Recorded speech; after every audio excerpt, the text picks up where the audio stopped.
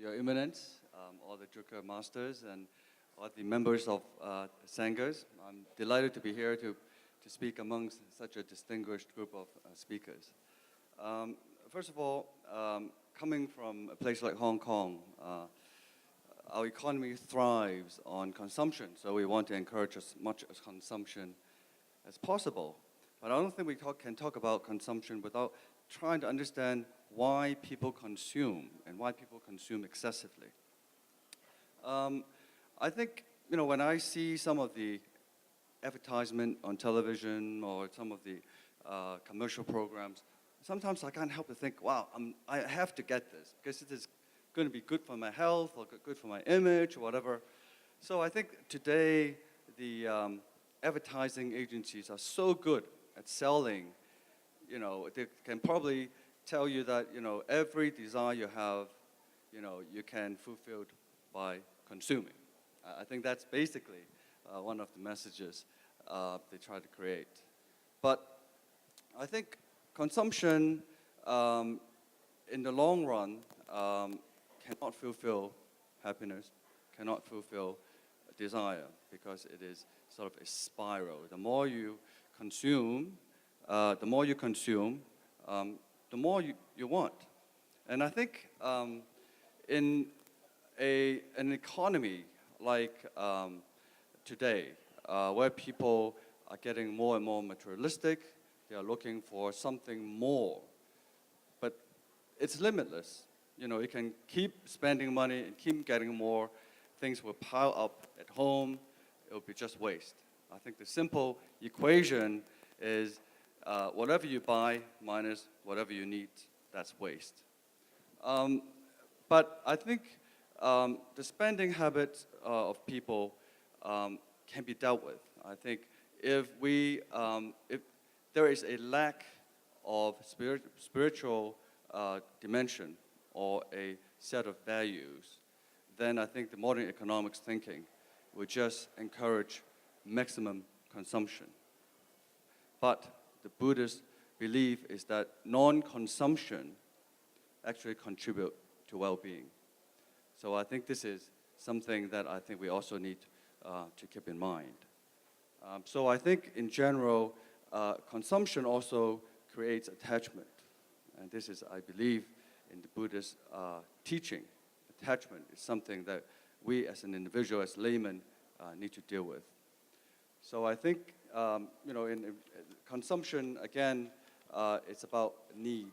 It's not really about how you project an image, purchase something that will actually create sort of an identity for you. Thank you, Michael. Maybe I should put you in a difficult spot and ask you the next thing. Maybe there will be people in the audience who will say, yeah, Michael is from Hong Kong and, he probably has some money to fly here to attend the ADC. So it is easy for you to say, yeah, we should be moderating our consumption. But what about, for countries who are developing, for people who are still trying to make a living, how then, what would you say, to these people who are really struggling hard, in order to just, get to a standard of living that we ourselves in, Hong Kong or Singapore, or in the big cities in India, can take for granted?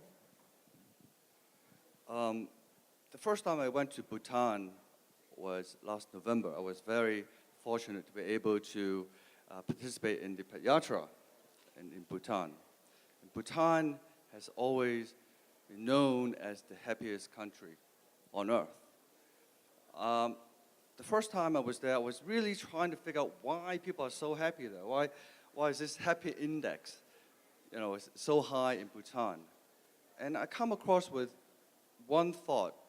The people I've met, whether they have money or not, it's about content. I think people in Bhutan were very content about what they have. They may not have, a luxury car, but they were happy. And I think religion has a lot to do with it. They believe in that, you don't have to have a lot of money to live a good life has a lot to do with contentment. So I believe that Bhutan would be a very good example as far as I'm concerned. Thank you, Michael. So, to Michael, happiness is really contentment and understanding what you need, not, just chasing after what you want. So now, let me turn to Niraj. Niraj, you have written a lot of works, on Buddhism and also on, Asia. And I am sure, in your research, you have come across a lot of examples, that shows, the rich-poor divide in many of these Asian countries. And I just want to touch on this idea of a dana, of sharing, for those, who have wealth, and what should be the right, thing to do for those who have enough money. And what should be the right thing you think, in your opinion, in the societies that you have researched on or worked with, what can we do, to make the world a better place with the money that we have? Thanks, Kathleen, and His Eminence, dear colleagues, all the Khenpo, Kid Rinpoches, and delegates from Bhutan, Ladakh, everywhere. So I'm feeling blessed to be here. It was a dream to be associated with the lineage of Naropa, and really it's a blessing for me to be here. The issue of dana, Lord Buddha himself had said in Kutdan Sutta that dan itself is a yagya. Yagya is a kind of sacrifice. So it's one of the 7 yagya. So it's not that you only practice dhyana. Even if you are generous and you help people, you do dana, you have that generosity, then also that too is dharma. So what I find that Lord Buddha, he never discouraged people from getting wealthy. And I'm just giving an anecdote from the Sutta Pitak. There was one king from Kosala, Prasenjit, and he told, look, why Lord Buddha is an enlightened, he is Samyak Buddha, because his monks, they never cough. They are so healthy. When they listen to dharma, they are so silent. That means his monks are living in prosperity. They are getting good food. So until unless we will have a healthy body, we won't have healthy mind, and then we won't have healthy society. So how we are going to have a healthy body? Because even if, when we want to attain the state of joy, ananda, your body must be healthy. Otherwise, if you are sick, you can't enjoy. So for healthy body, we need prosperity. Lord Buddha, therefore, he never discouraged from getting wealthy. If we see, he himself was a prince. And he practiced all kind of austerity, but he was not getting enlightenment. And then one day, he thought, what was the first, he remembered his day when he was a young child, and he was resting under a tree of jambu tree. And that feeling of joy, which he had realized, that feeling he remembered. And then he realized, I am so famished. How can I enjoy that joy? And therefore he thought, no, from today onwards I must eat. And you know what happened? Sujata came with kheer in a silver bowl. So you just see, it's not that in Buddhism you say you leave everything. And when Lord Buddha ate from that silver bowl, that was a auspicious sign. And he achieved enlightenment same night. If we move from that point, we know how the concept of Saptaratna, that became very important among the Buddhists. And for wealthy people, they used to donate Saptaratna, 7 kind of jewels. For the holy relics, they used to use it in the caskets and then build stupa. And it is said, if you donate Saptaratna for building stupas and covering the top, that was considered to be one of the best things you can do as for your dharma. So I think to earn is not bad, but how to earn? Whether we can earn by committing sin? No. Our earning must be based on rightful mean.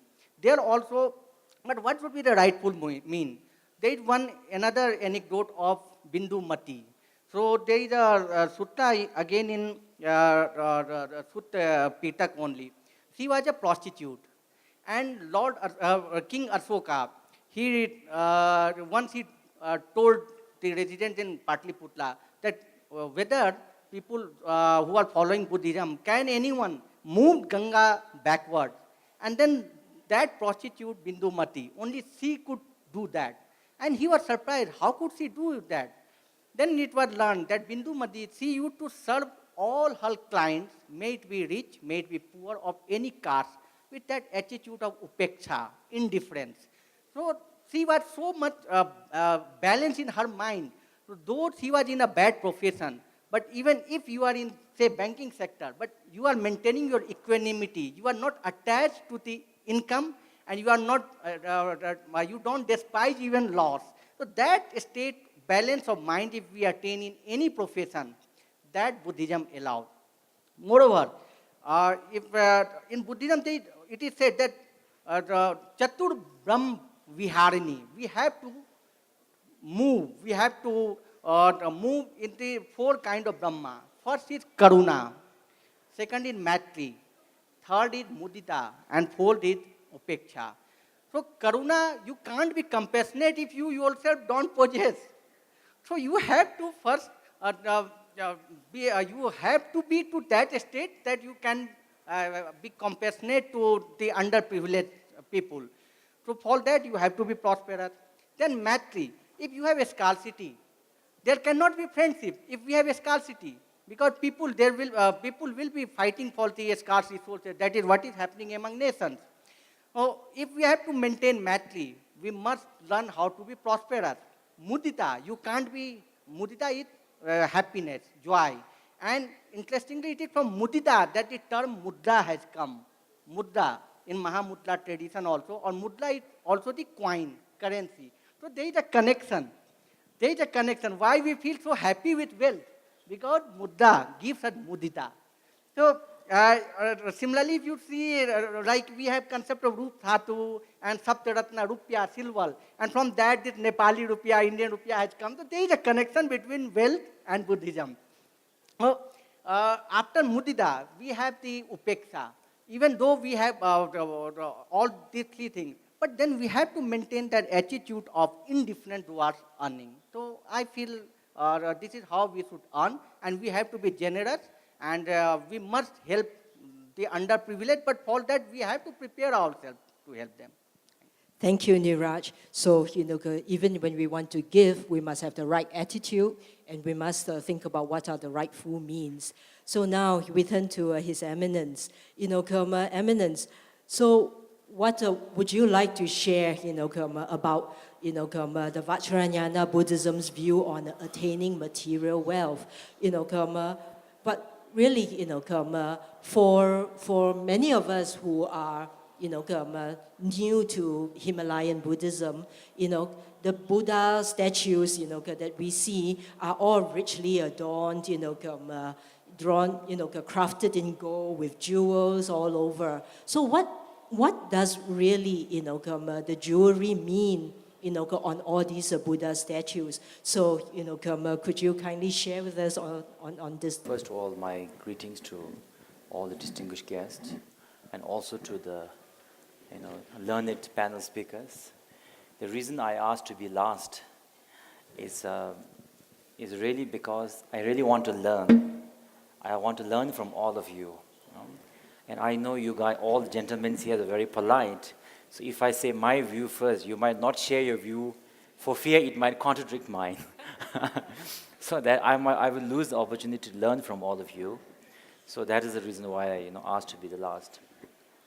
And in terms of my own view as a Buddhist master, yes, I've been to Hong Kong, I've been to Singapore.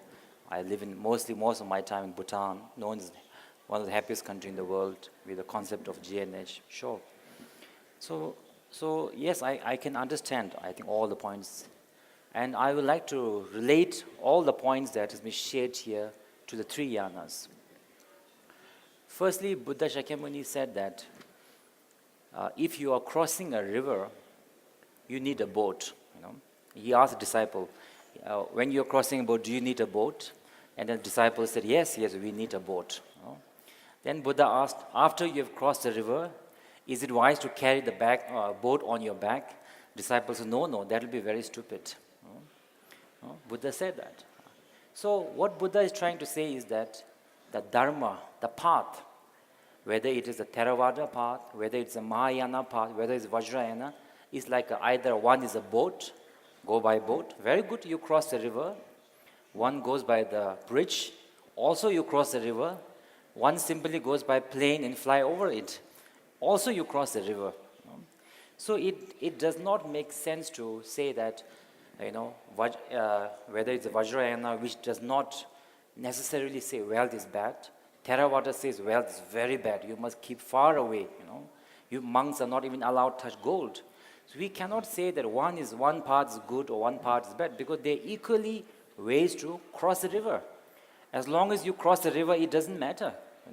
If you're arguing, why did you cross by the bridge? You must cross by the boat. Then you are becoming fanatic in the religion. So among the three yanas, I think firstly Buddha Shakyamuni in Theravada, mostly talks about that non-attachment is very important, because many of the problems come from the attachment. For example, Tracy said that. I think Tracy was, very strongly, so she can say that when her boss asks her to do something unethical, she will say, no, I cannot do it. Right?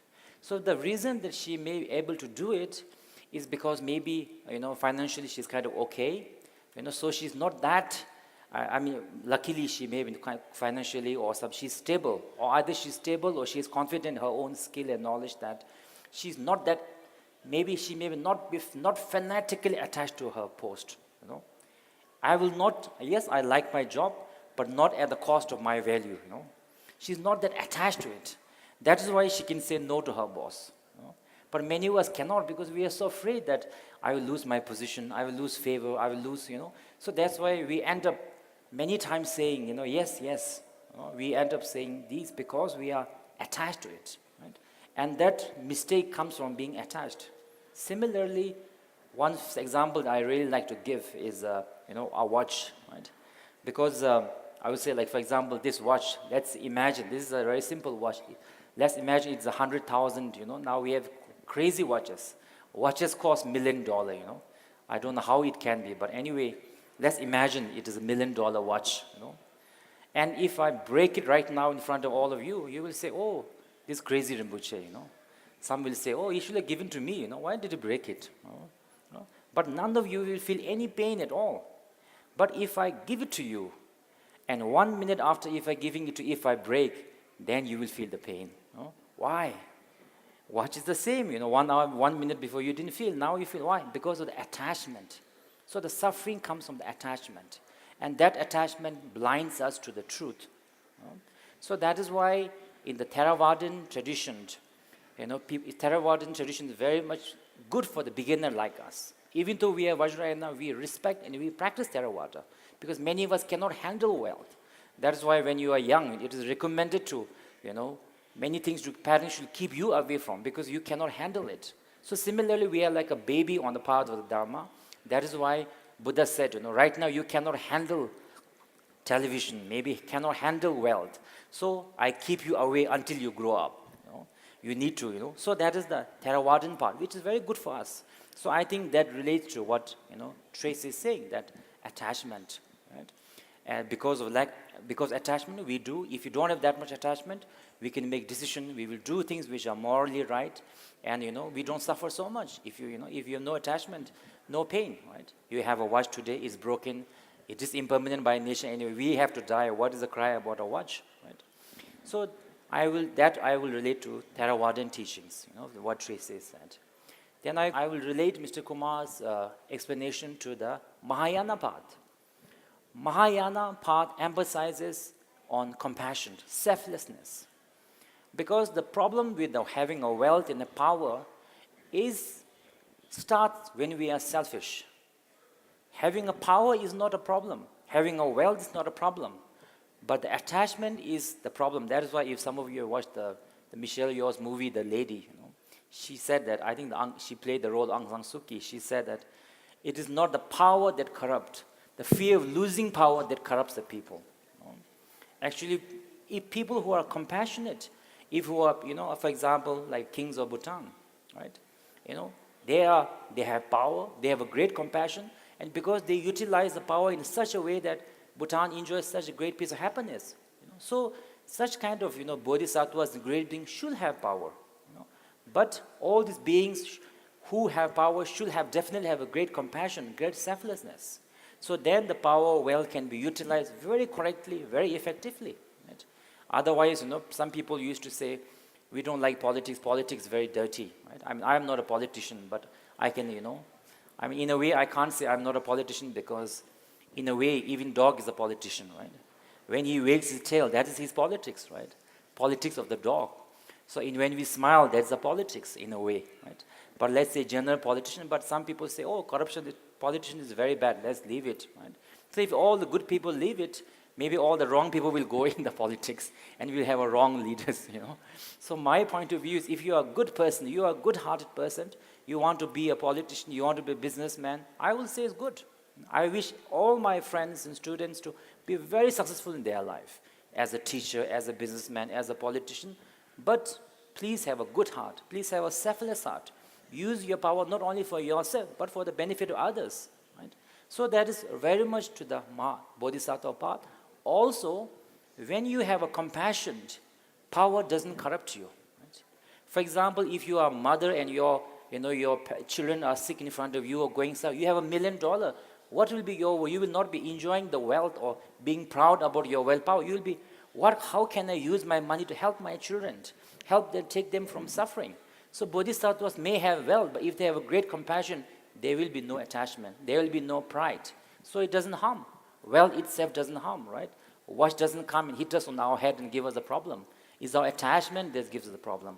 So I will relate what Sir said to more of a Mahayana, Mahayana approach. Mahayana says that monks and practitioners can touch a wealth if it is for the sake of selflessness, for the benefit of others. Then you can't. Now on the third part, I think what Michael has said, I would like to relate to the Vajrayana concept. Right? Because Michael talked a lot about the advertisement, about the standard of living, what is the acceptable standard of living. So I would like to ask first, what is the meaning of standard living, good standard living? Who created this idea? Who says that? Did Buddha Shakyamuni say?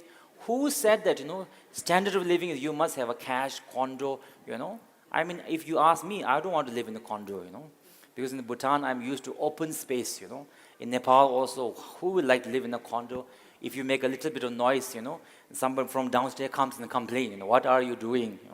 I don't want to live in a condo, right? If I'm always going in the car, I'll definitely lose my health. So, that's why you can see most of the rural people in Bhutan are quite healthy because they're walking. Now the city people in the Thimphu and Paro, they are the one getting all the diseases, blood pressure, all of that. So, who said that, right? So if you ask that, the standard of living, the good standard of living is an illusion that is created by the advertisement, like how Michael said. That is exactly what the Vajrayana's point, right? Vajrayana's point is not to say the wealth is bad or wealth is good, but that wealth, if you think wealth is a good, is also your concept, your illusion. If you think wealth is a bad, that is also your illusion. For example, if you're wearing a diamond ring or diamond necklace around you, right? In a one way, you feel very proud, and because you think you are wearing something. But actually, did the diamond say, "I am diamond, I am precious," or did we say it? We are the collectively society. If you put a diamond in the front of the dog, he won't even want it. He will sniff at it a few times and then leave it. When I was young, I saw there was a comic, and I used to read a lot of comics. So there was one, I think, rich girl. She wanted to keep a pig as her pet. So, she, being a rich girl, she made a silver bed for the pig. She washed the pig and then perfumed the pig and put a ribbon, silk ribbon, and put him on the silk bed. And what does he do? He's so unhappy. Immediately he goes into and jumps in the mud. And he's so happy there, right? Because that is a pig's concept of the wealth. For him, that is a luxury, right? That doesn't mean that pig is a right, but that means it is his illusion. For him, that is the reality created by his own illusion. Similarly, for us human beings, that is why different countries have different values. For example, in abroad, I guess if you have the Gucci, Armani bag, Hermes, these are expensive. Because why is it expensive? Actually, you look at it. Did the bag say it is expensive? Did the bag say I am expensive? No. The advertisement creates that reality in our mind. And when enough people believe it, it becomes a reality. Because the world is creation in our mind. In Bhutan, we have one of the kira called a Sishu kira, which costs like, I think, $2,000 or $3,000. If you from outside who doesn't know, if you ask for this, you pay $3,000, you say, oh, he's cheating me. Why will I pay for that? This is not a Louis Vuitton. Why will I pay? And you go to the rural Bhutan, show a Louis Vuitton bag and say, give me $2,000. They say, why will I pay? What a crazy person. So the Vajrayana, why does the Buddha wear jewellery? Is because you can, even from the Buddha's image, you can know whether they are Mahayana or Vajrayana. Because Theravadan talks about the non-attachment. That's why Buddha's also, the image also doesn't wear jewellery.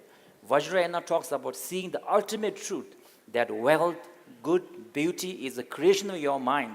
The ultimate reality of everything is perfect, but we create it. Fabricate is a good, fabricate is a bad, right?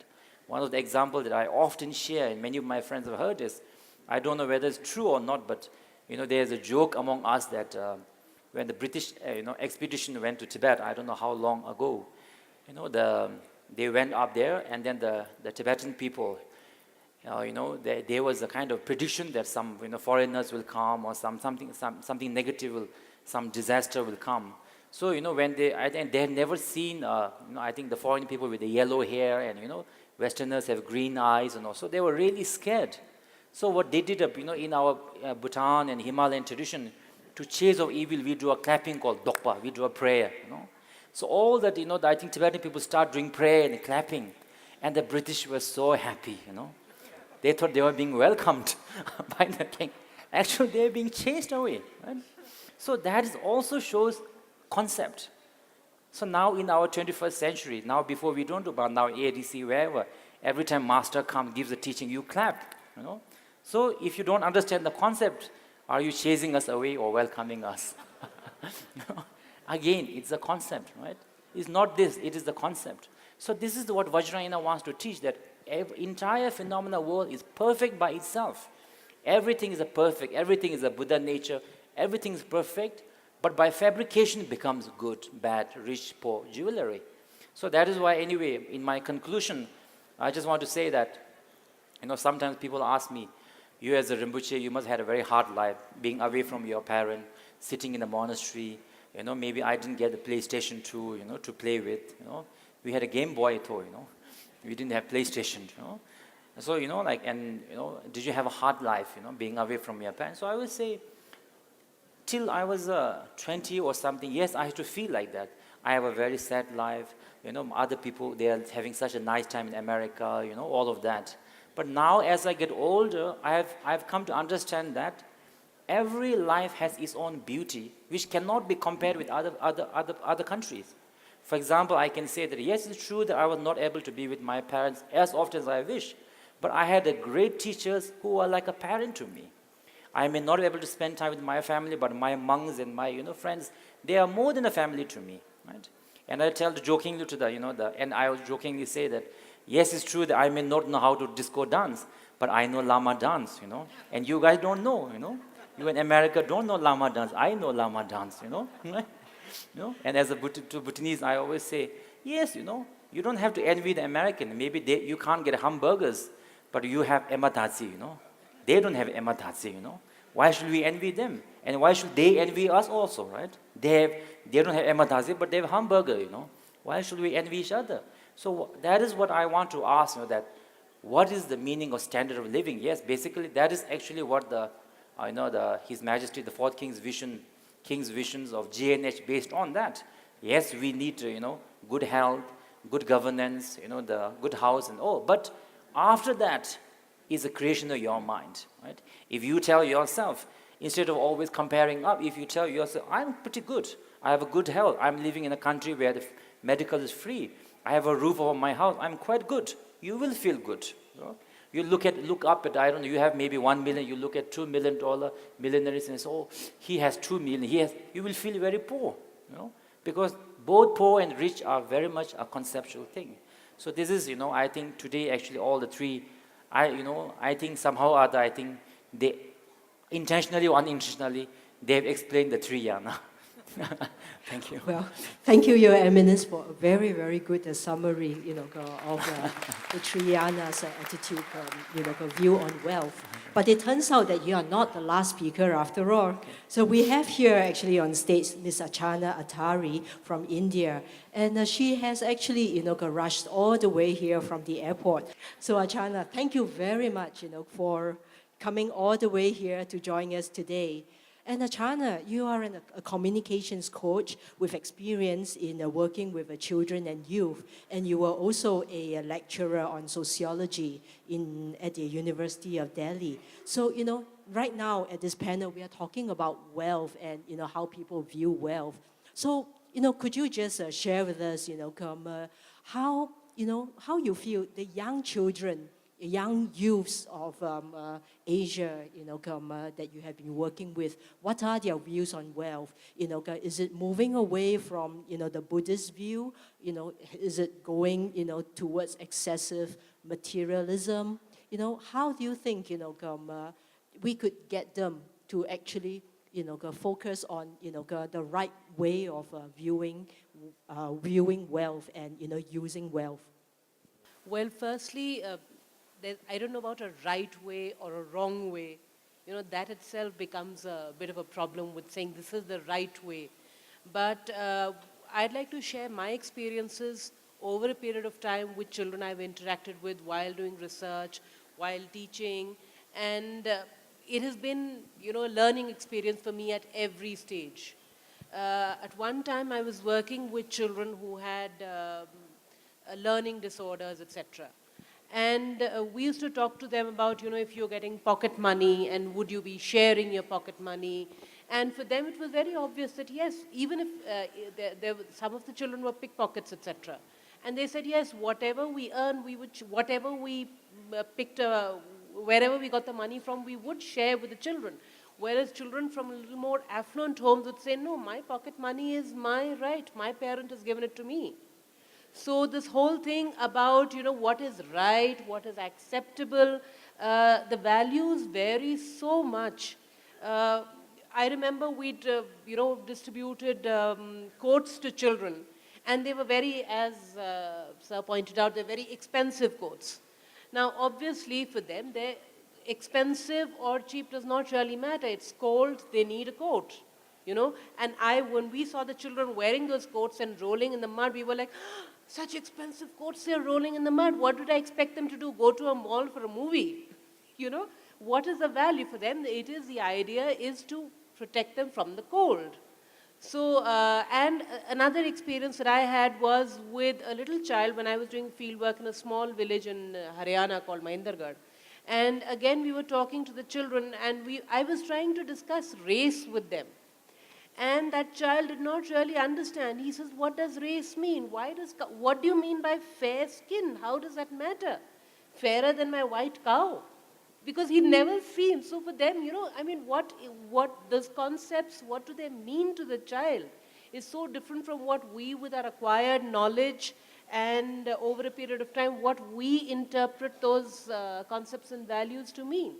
So, I don't know, children, when they raise their questions in their innocence, this whole concept of what is right and what is wrong, is just up in the air and up for discussion. Okay, well, since we don't have much time and we would like to break for lunch at 1, I would like to open now the floor for Q&A. Would anyone like to ask the panel any questions? Thanks. Thank you for your time and thank you for your insight. My question is for Your Eminence. You talked about the Buddhists crossing the river, and I remember you saying that crossing by any means is okay as long as you cross the river. So I want to twist your words a little bit and say, what if people died to build this bridge? There are a few famous bridges in history where they were being built when people didn't really understand how to build a bridge in a deep river, and a lot of people died. And what if the boat leaks oil into the river and the fish die, or the people who eat the fish get sick? Is it still okay to cross the river by any means? And I thought about it a little bit, and the question that I came to was, must we cross the river? Is there a different way? Can we walk around it? Can we stay on this side? That's my question. Well, I mean, I think there's a two part to your question. First part is whether the bridge is built or not, well built or not. I think you should, check the name of the engineer, which engineer, which construction company. If they have a bad reputation, definitely don't drive on it, And I guess in terms of, ferry, I guess you better check. In relation to that, you have to, that is why Buddha Shakyamuni very clearly said that you can always check my teachings. You can analyze my teaching. Does it make sense to you? Does it benefit? You can analyze. There's no, Buddhism is not a religion which says, Buddha says, that is also the reason why there is a, three ways of crossing. If Buddhism is a religion, Buddha should say, you must cross by the boat. You are not allowed to cross by the, by any other means. So that because Buddhism is about realizing the truth and how you go about it is about the truth. So that's why there are so many options of ways of reaching the truth. You are allowed to ask, analyze whether the boat is good or not. It's up to you. You can check the Buddha's teaching. And especially in the Vajrayana, very much recommended that you must check. It's a requirement that you must check the teacher. Right? In terms of whether you want to cross, you want to stay here or cross, now we live in a democratic world, So definitely it is your choice. Nobody's going to pick you up and, force you into the boat. But I guess the question that you have to ask yourself is, if we, from Theravadan point of view, if we don't have developed the sense of non-attachment, if we are very attached, right, we can get upset about many things. For example, I was, I forget this morning, I forgot to tell the Bhutanese people, I was wanting to joke that, some of them, I don't know, I asked the organizer to cook a special dish of Bhutanese called ematasi, but if they are missing the ematasi, they might feel that they are suffering because there is no ematasi, right? Actually, they are suffering because they are so attached to ematasi that they can't get here. That suffering comes from attachment. There are so many other people who don't want ematasi, who has never even heard of ematasi, who are maybe missing dal bhat, They are suffering. So suffering does not come from ematasi, it comes from attachment. So similarly, we all have different attachment. Some to the arrangement, some to the, protocol, some to the rank, some to the power, some fame. All of these attachment. If you are happy with this attachment, of course, as I said, democratic.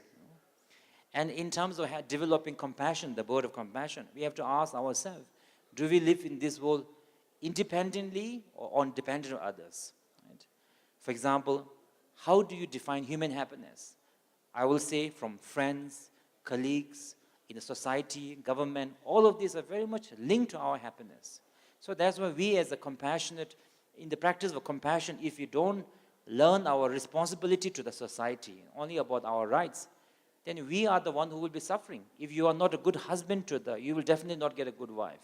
If you are not a good friend, you will definitely not have a good friendship, good relationship. So this so-called act of compassion, in a way, it is masters used to say that it's a smart way to be selfish is to be selfless, to be loving, to be understanding other. Actually, you will get, in return, what you are giving.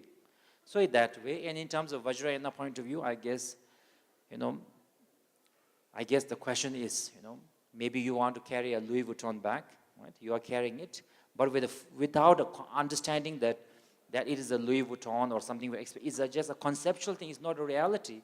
So you'll have a very strong idea of, the fashion. So you will go around probably carrying the feeling quite good about yourself. And maybe someone you do not like has a same or even a better bag. Then you will definitely, feel very upset about it. It will disturb you. So just because you think this is if you are not like that, you will say, oh, I am also carrying a conceptual illusion bag. She's also carrying illusion bag. We have both caught an illusion. What a laugh, We can both laugh at each other, right? So yeah, so I will say, that is my view. So you can decide now. You want to stay on this side, or you want to cross, up to you. A question here? Thank you, Venerable Rinpoche, for your very enlightened and inspiring speech. We came to know about so much. But I think I'm going to ask you something on a historical perspective of Buddhism rather on the psychological aspect. You rightly mentioned that, Theravada tradition, the wealth is, the wealth is not touched, or there is an aversion towards wealth. Do you feel, is it only for the monks or the system that Gautama Buddha built that discouraged in any way trade and commerce? Because as yesterday, I was a part of the panelists, I was referring to the sects of the Jains. Now if you go, Buddha followed the Madhyama Marg, or the middle path, but the Jains followed the extreme. Even the follower of the Jaina sect, the third Tirthankara, he gave away left his own clothes. But historically, the Jains became the great entrepreneurs, and even today the Jain community is one of the wealth, they are the wealth builders of India. In Buddhist tradition, we find like Anath Pindat. Earlier he was known Anath Pindat. He was a great monk. His daughter was Supriya. They both became monks and the nuns. Now, Anath Pindat was a great entrepreneur or a banker, a Shreshti. He gave away his entire wealth and later on accepted the YOLO arc of the monk. But somewhere in the Buddhist traditions, in the history of Buddhism, we do not find the rise of the Shreshtis. They were already there. Though many kings came. But do you find, because why Mahayana was not averse towards wealth? Because how Buddhism spread. If you they followed the royal route. Suppose Buddhism is going to China. They will not approach the Chinese laity. They would approach the Chinese king. Like Buddhism came to Korea, for example, from the Japan, but from the royal court of Japan to the royal court of Korea. So is it because that Mahayana Buddhism perhaps grew up in the lap of wealth, so it did not, had that kind of an aversion as Theravadin did. And also because this Theravadin, you please enlighten me on this point, this Theravadin in 1904, one of the great Theravadin in Sri Lanka called Sumedha, Bhante Sumedha, he wrote a letter to, at that time, the sovereign of Britain, George VII, saying that according to the laws of Buddha, the laity forms no part of the Buddhist religion. So please also tell that, what is the connection between the Buddhist monks and the Buddhist laity as far as, the wealth. For example, all those who became from the wealthy, from the Buddhist society, are they really actually following Buddhism from a monk's point of view? I mean, many Buddhists might have become a banker, but are they really following Buddhism from your point of view? Thanks. So thank you very much. I think I actually learned a lot from your question. Many historical points, and also got reminded of many things I had already forgotten. You reminded, Thank you very much. I think this, if you go back to the historical, if you think from the historical point of view, then there are many, the versions. For example, Theravadins will probably, some who are very ultra-conservative Theravadins will not even accept Mahayana. They say Mahayana is, created by Nagarjuna something, and the Vajrayana, forget about it, yeah, But from the Vajra, but then, so it depends, because Buddha Shakyamuni, from the Vajrayana point of view, as I said earlier, that everything is a creation of your mind. So depending on the person who is seeing, that reality is changed for that person. For example, if you're used to tens of thousands of people, 100,000 people, maybe the crowd here is not so much, and vice versa. So that is why Mahayana says that, for example, even during Buddha Shakyamuni's time, there was Mahayana, there was Vajrayana, but it was for selected people. Or some even say that the Arahat that is considered by the Theravada, for example, like the Shariputra and Moggallana, all of these. Theravada will say they are Arahat. Mahayana will say outside they are Arahat, inside they are Bodhisattva. That I think the Shariputra is supposed to be the Buddha Manjushri. Because in the Mahayana Sutra, we have Manjushri said like that, Avaluktiswara is the heart sutra. And you look at historical, there's no Manjushri, there's only Shariputra Mughal. So we say that to ordinary people, they were Arahat, to Theravada. For more Mahayana, they were actually Bodhisattvas. You know? And during the Vajrayana will say that I think at the third time Buddha gave the wheel of Dharma. That is the time the Vajrayana teachings were given. And from the Theravada point of view, they actually accept, I think, only one time, the Varanasi one. Mahayana and Vajrayana, especially Vajrayana, accept that the wheel of Dharma was turned 3 times in the Vulture's Peak, and then also the, I don't know what you call, Yangpachen, we say, I think the Vaishali, And some Vajrayana, actually, some higher Vajrayana even says that Buddha did not even speak a single word. Buddha did not speak a single word, but it was his blessings that people saw, different people heard according to their own, karma and so and so. So from historical point of view, I think it's a very, kind of complicated. So depends, I guess, But I think one thing that I would like to point out is that I think that we were talking a lot about crossing the river, So a little talk about when we cross, where are we supposed to reach? We are supposed to reach to a place where ignorance is gone. When ignorance is gone, we understand the true nature of the things. Right? So true nature of the thing is what Vajrayana directly talks about. So true nature of things is that everything is already perfect. That good and bad is a fabrication of your mind. Happiness, sadness is also a fabrication of your mind. Right? So anyway, so that is the ultimate reality, that everything is a conceptual. By nature is a middle path. By conceptual, it is a good, bad. By nature, it is in the middle path, already perfect. This is what we are trying to reach. So Theravada will try to reach, and they will say emptiness, interdependentness. So when you understand interdependence, you realize that, for example, yesterday we saw the sand painting. That was a great teaching of karma and also of emptiness, interdependence. Because you saw that, when the cause and conditions came together, how many pictures came about. And you also saw that each of these forms has no reality, because when the cause and conditions changed, image changed. So through that we understand the emptiness. So Theravada also, whether they follow the strict of, the no goal, no thing, ultimately they want to reach is to realize emptiness, the true nature of the things. And that is the ultimate goal. His ultimate goal is not to be away from the world. That is why even in Theravada, in the Vinayas, it is said that if you don't have attachment, you can wear robes which cost, hundreds of thousands of gold. You can't touch. It said that.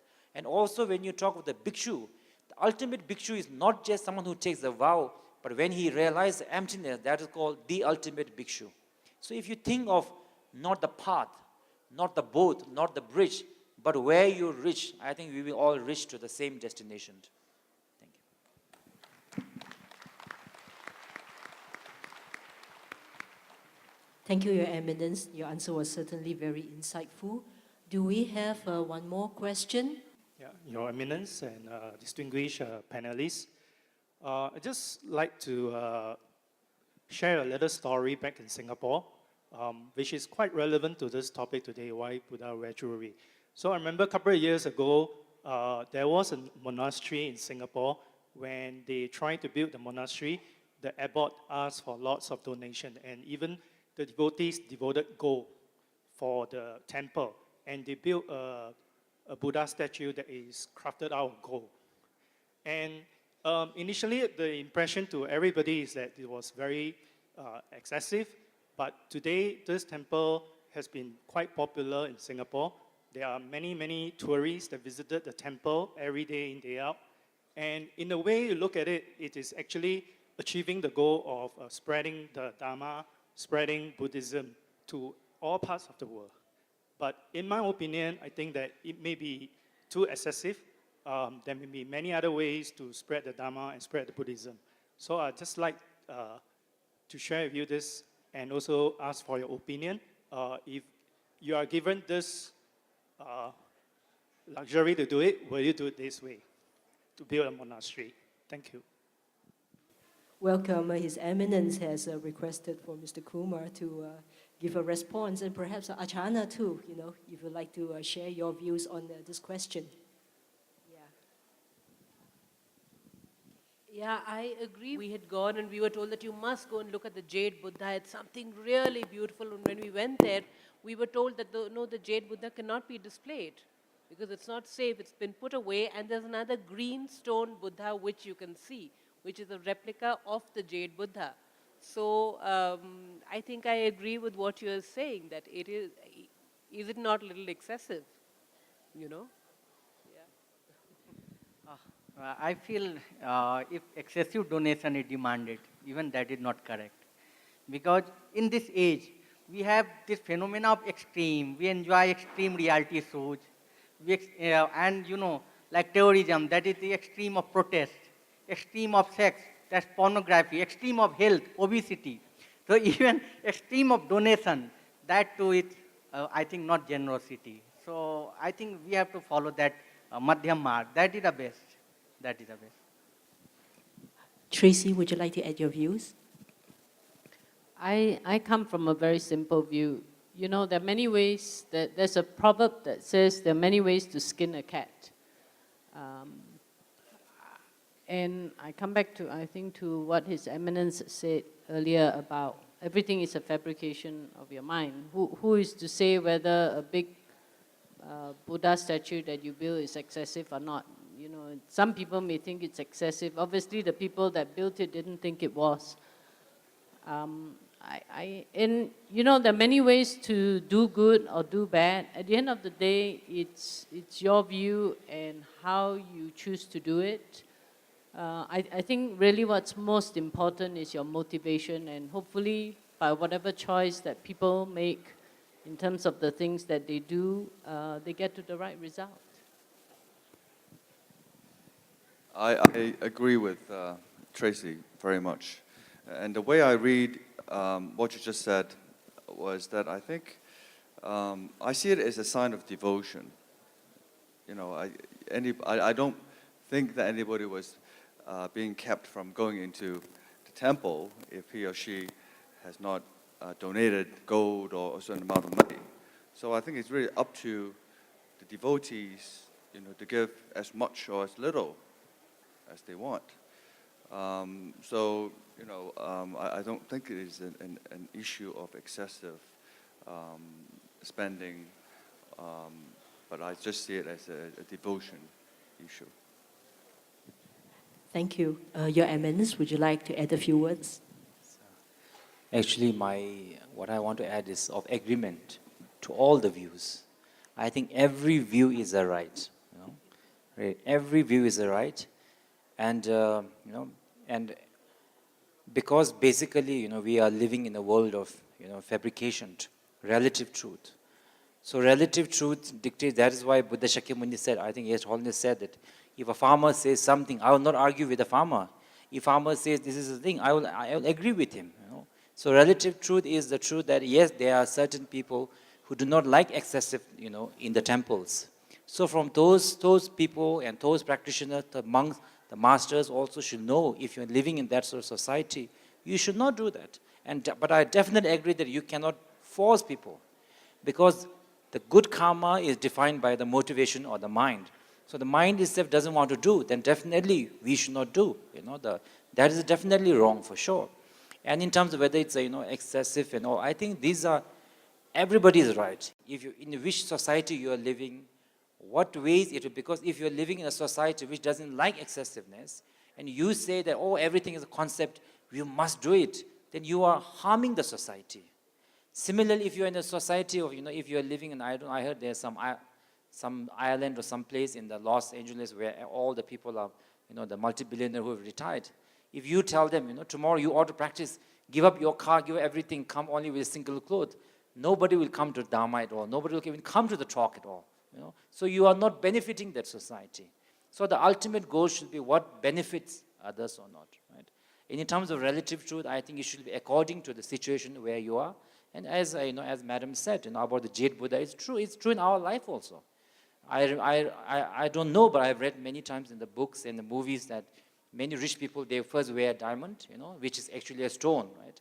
But they fear that it will get lost, so they keep that in a safe and make a replica and go around wearing it, So it happens in both religious and, Indian world. Okay. Well, ladies and gentlemen, I think we have come to the end of the panel session. I hope that you have found it as informative as I have. And, I think at the end of the day, wealth and the derivation of happiness from the wealth, that we have is really all in the mind. It is really how you look at it and how you put the wealth to good use. So, I hope that all of you here have gained something from this little panel discussion. And I would like to thank all the panel speakers, Michael, Tracy, Niraj, Achana, and Your Eminence. Thank you very much for sharing today. And may I wish everybody a very enjoyable afternoon.